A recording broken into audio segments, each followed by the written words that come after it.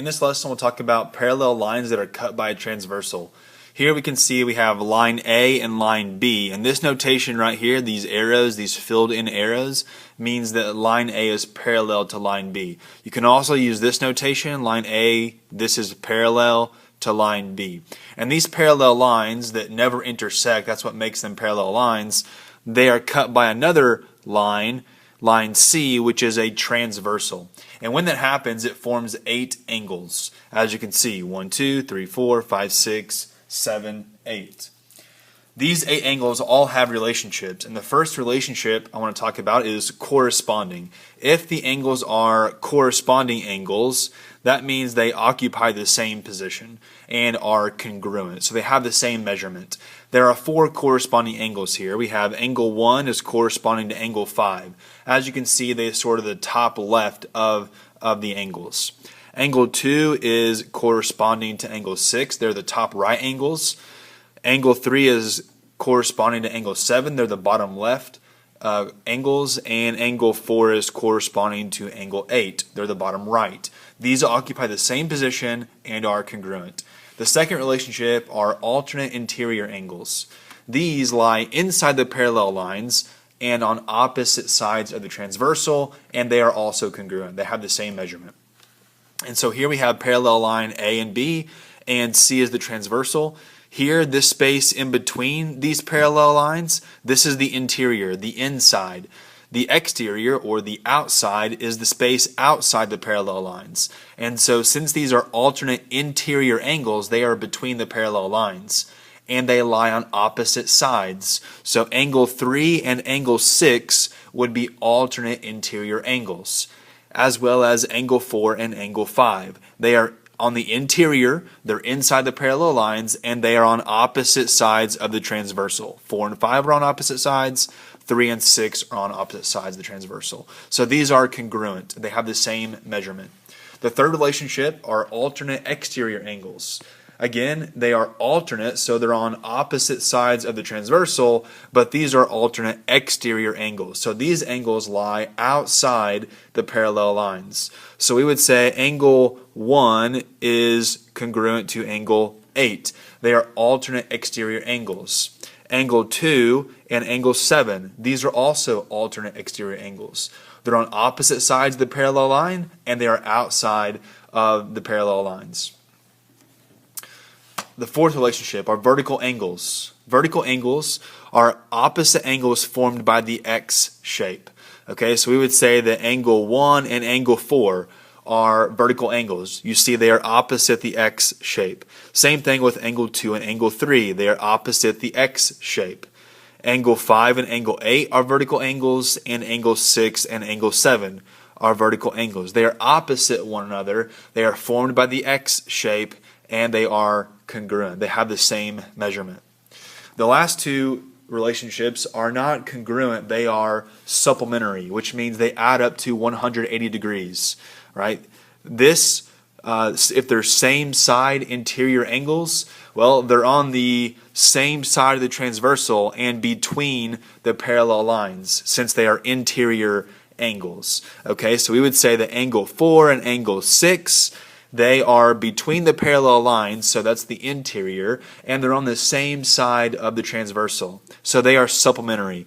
So we would say angle 4 plus angle 6, they would add up to be supplementary. They would add up to be 180 degrees. We would say the same thing about angle 3 and angle 5. Those are on the same side of the transversal and between the parallel lines. So we could also say angle 3 plus angle 5 equals 180. The sixth relationship is same side exterior. Same side exterior. So because it says exterior, they're on the outside of the parallel lines. And because it says same side, they're on the same side of the transversal. So we would say angle 1 and angle 7. Angle 1 plus angle 7 equals what? Well, they're supplementary, so they should add together to get to be 180 degrees. We would say the same thing about angle 2 and angle 8. Angle 2 plus angle 8 would also equal 180 degrees. And so we can use these relationships among the angles to solve for missing angles or unknown values for variables. Okay, the last relationship I want to talk about are supplementary angles, and we've already sort of touched on it, but when you have a transversal that intersects parallel lines, there are a number of supplementary angles. So here we have line A, line B, there's transversal. Okay, we'll call it line C. Okay, now if we have, let's say, angle 1, angle 2, well, since these lie on a line, angle 1 and angle 2 would be supplementary, right? Angle 1 plus angle 2. And if we call this angle 3, we could say the same thing about angle 1 and angle 3, right? Since angle 1 and angle 3 lie on a line, they would add up to be supplementary. If we called this angle 4, we could say angle 2 plus angle 4, because it lies on a line, they are supplementary. Okay, and the same thing would be down here, 5, 6, 7, and 8. 5 and 6, if we add those together, that would be supplementary. If we add 7 plus 8, that would be supplementary. 5 plus 7, 6 plus 8, right? Any two angles that lie on a line would add up to be supplementary because the measure of a line is 180 degrees. Okay, last two examples, and these come from page 4 of your Transversals packet. Number 14. Okay, in number 14 you have line J, and line K. All right, and we are told that J is parallel to K. J and K are parallel. They're cut by a transversal, and we know the measure of this angle is 6x minus 8 degrees, and this angle is 3x plus 13 degrees, and they want you to find the measure of x, solve for x. Well, the first thing to notice is, what is the relationship between these two angles? How are these two angles related? Well, they're both on the interior, right? They're on the inside.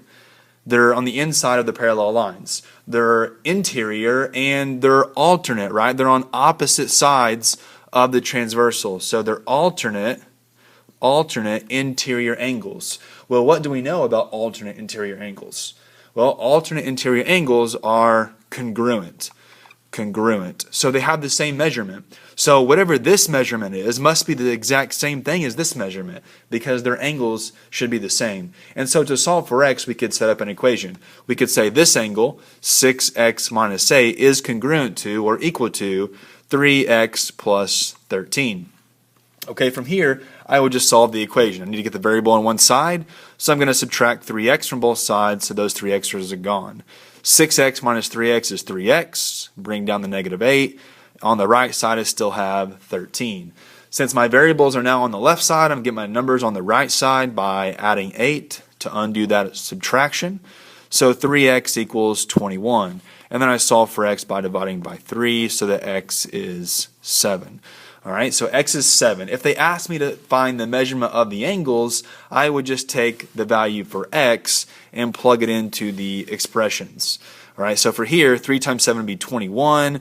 21 plus 13 equals 34. All right, so this angle would be 34 degrees, and if this angle is congruent to this angle, I would also expect that angle to be 34 degrees.